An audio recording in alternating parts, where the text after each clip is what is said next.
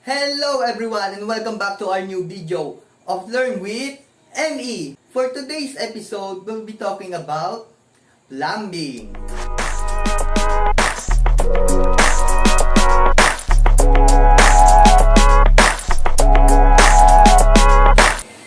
What is plumbing?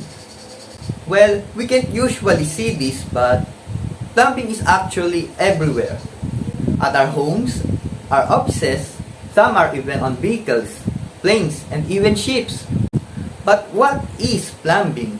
Well, plumbing is defined as the art and science of installing pipes, fixtures, and other apparatuses to supply water to a building, or even other liquid and other substance in and out of a building for its sanitary and health purposes.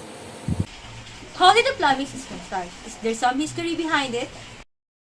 In prehistoric times, thousands of years ago, man left traces of plumbing works. This primitive water supply and waste disposal method offered proof that the early man realizes the importance of plumbing. But after the invasion of the famous Goth that led to the fall of the Roman Empire, the plumbing and sanitation progress is hindered. But plumbing is once again revived after a plague happened and the population once again took interest in sanitation and plumbing. The earliest plumbing started 2500 BC, where plumbing pipes are made of baked clay and straws. The first copper pipes were made by the Egyptians. They dug well as deep as 300 feet and invented the water wheel. This was found under the pyramids for the dead in Egypt. The concept and importance of plumbing, however, became more defined and appreciated only during the Greco-Roman civilization. The Romans, who considered daily bathing as a must, elevated bathing to a level of daily ritual. Their almost fanatical demand of constant clean water found its expression in the ingenuity of the famous Roman aqueducts. What is Roman aqueduct?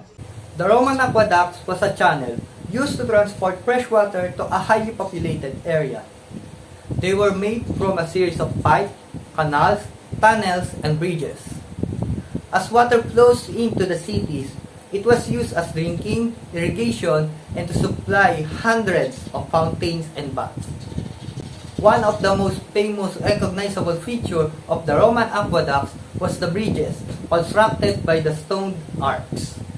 The word plumber is a title given to a person who is skilled in the field of sanitation. It was derived from the ancient Roman word plumbarus, which was taken from the Latin word plumba.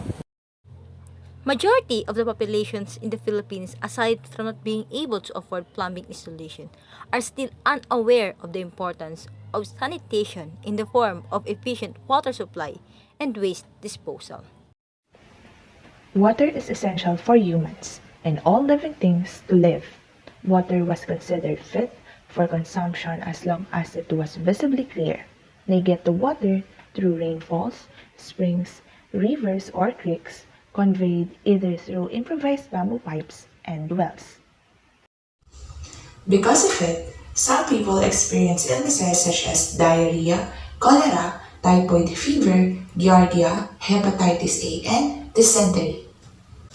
Having clean and organized water supply can be a big help for public health, whether it is used for drinking, domestic use, and food production.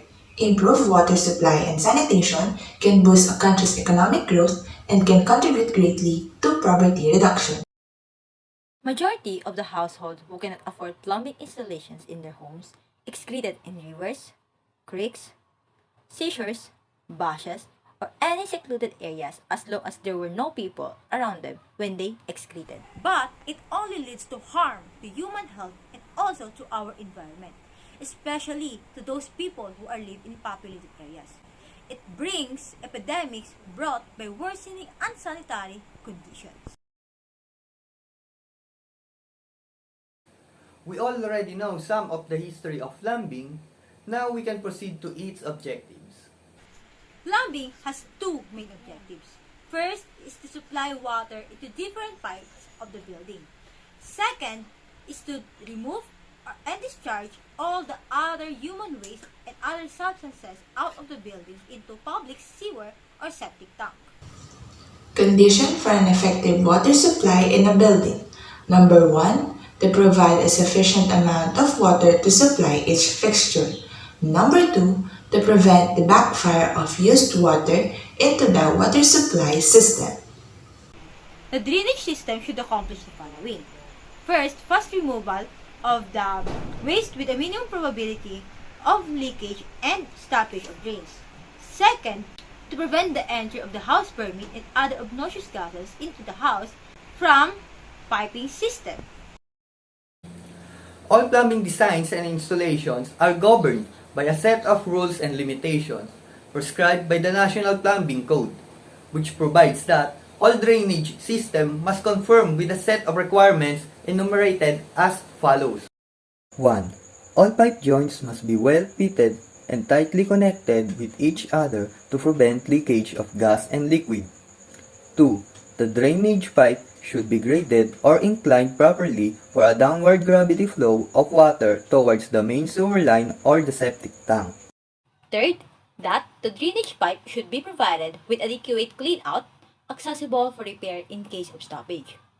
Fourth, the drainage system must be provided with ventilation and pipes that will convey gases to the atmosphere where they can do no harm to human health. That, except for the water closet, each fixture shall be provided with a suitable trap that will prevent backflow gases. That the drainage system must be vented to avoid siphonage or backflow of the water seal. Let's now move to the plumbing design unlimited.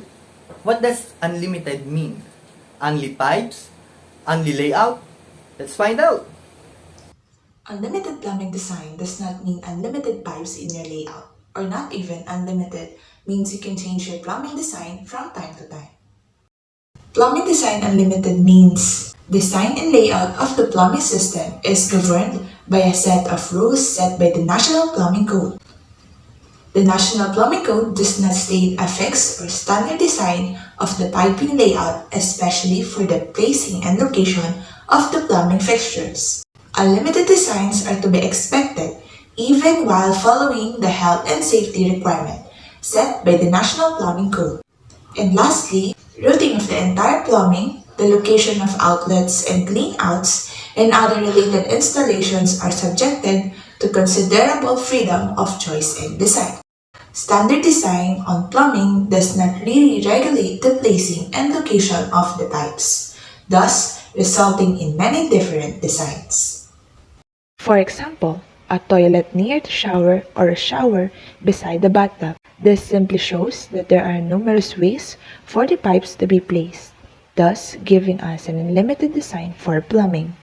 We've identified that plumbing implies fixtures and piping supply water and dispose waste in various forms.